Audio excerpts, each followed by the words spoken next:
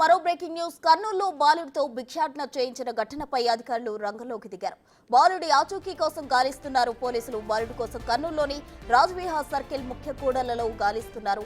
బాలుడిని కాపాడాలని మంత్రి నారా లోకేష్ ఆదేశించడంతో రంగంలోకి దిగారు అధికారులు. కర్నూలులోని యాచకులను కలిసి బాబు కోసం తెలుసుకున్నారు. అయితే అది పాత వీడియో అని దాన్ని ఇప్పుడు ఎవరో సోషల్ మీడియాలో షేర్ చేసినట్లు గుర్తించారు.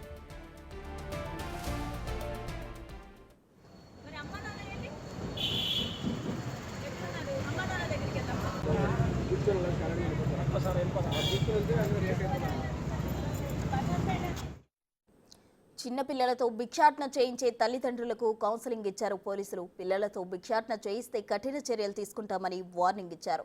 విద్యా హక్కు చట్టం ప్రకారం 6 నుండి 14 సంవత్సరాల పిల్లలను పాఠశాలలకు పంపాలని తెలిపారు. ఇకపై ఎవరైనా చిన్నపిల్లలతో భిక్షాటన చేయిస్తే శిక్షలు తప్పవని హెచ్చరించారు.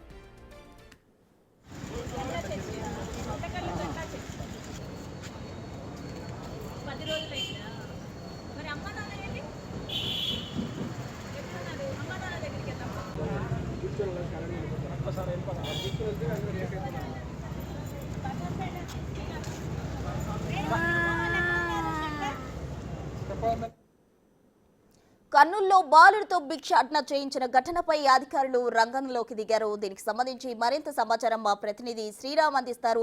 శ్రీరామ్, చెప్పండి. అయితే ఆ వీడియో ఓల్డ్ వీడియో ఇప్పుడు కావాలని ఎవరో సోషల్ మీడియాలో పెట్టారు అంటున్నారు. ఇందులో ఎంత నిజం ఉంది? పూర్తి వివరాలేంటి?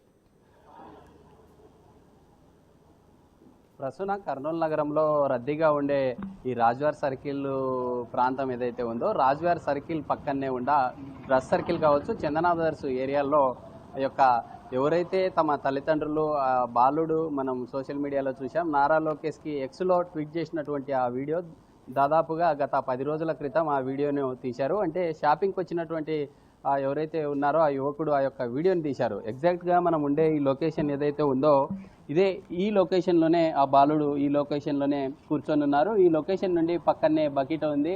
ఆ బకెట్లో ఆ బాలుడు ఉండే ఈ ప్రాంతంలోనే నిద్రిస్తున్నటువంటి ఆ వీడియో తీసి ఆ మానవీయమైనటువంటి ఘటన ఏదైతే ఉందో ఆ వెళ్ళేటటువంటి షాపింగ్కి వచ్చేటటువంటి వారు ఆ యొక్క బకెట్లో అమౌంట్ను వేసి వెళ్ళేటటువంటి పరిస్థితి. అయితే గతంలో కూడా ఇలాంటి ఘటనలు ఈ చందనా బ్రదర్స్ సర్కిల్ కావచ్చు లేదా రాజ్వారు బస్టాండ్ పరిసర ప్రాంతాల్లో ఇలాంటి ఘటనలు జరిగేవి. ఈ ఘటన డ్రస్ సర్కిల్ సమీపంలో జరిగినటువంటి ఈ ఘటన ఏదైతే ఉందో ఘటనకు సంబంధించి అధికారులు సీరియస్గా దీన్ని ఛేదించడం కోసం రంగంలోకి నిన్న ఈవినింగ్ నుండే అధికారులందరూ కూడా ఈ యొక్క మున్సిపల్ కావచ్చు లేదా ఐసిడిఎస్ సంబంధించినటువంటి అధికారులు యొక్క పరిసర ప్రాంతాల్లో ఎవరైతే యాచకులుగా తమ తల్లిదండ్రులు పిల్లలను పాఠశాలలకు తరలించకుండా ఈ విధంగా పంపిస్తున్నటువంటి వారి కోసం గుర్తించడం జరిగింది. గుర్తించిన తర్వాత వారిని అదుపులోకి తీసుకొని ఎవరు తమ యొక్క పేరేంటి, తమ యొక్క తల్లిదండ్రులు ఎవరు అనే కోణంలో కూడా వివరించిన పూర్తిగా సమాచారాన్ని సేకరించినట్లుగా తెలుస్తూ ఉంది. అయితే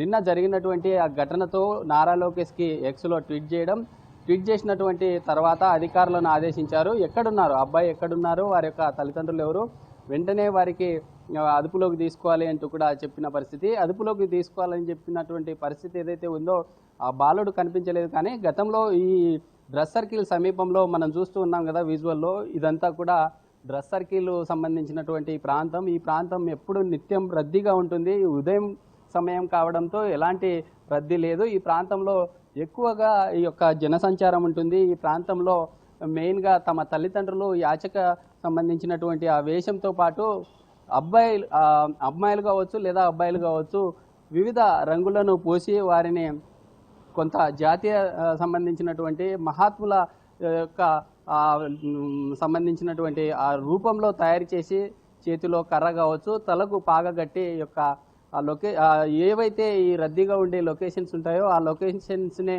వీరు టార్గెట్గా చేసుకుంటారు. అక్కడే తమ పిల్లలను ఉదయం పూట ఇక్కడే వదిలి వెళ్తారని కూడా ఇక్కడ చెప్తున్నటువంటి పరిస్థితి కనిపిస్తూ ఉంది. అయితే ఆ అబ్బాయి కోసం వెతుకుతున్నటువంటి సమయంలో మిగతా గుంతకల్ కర్ణాటక సంబంధించినటువంటి వారిని గుర్తించినట్లుగా తెలుస్తూ ఉంది. అధికారులు అక్కడ నిన్న ఈ అబ్బాయి కోసం రంగంలోకి దిగిన తర్వాత వేరే ఆ యొక్క యాచక వృత్తిని చేస్తున్నటువంటి వారిని కూడా అదుపులోకి తీసుకున్నారు. తమ పేరెంట్స్ కూడా కౌన్సిలింగ్ ఇచ్చి పంపించినట్లుగా తెలుస్తూ ఉంది.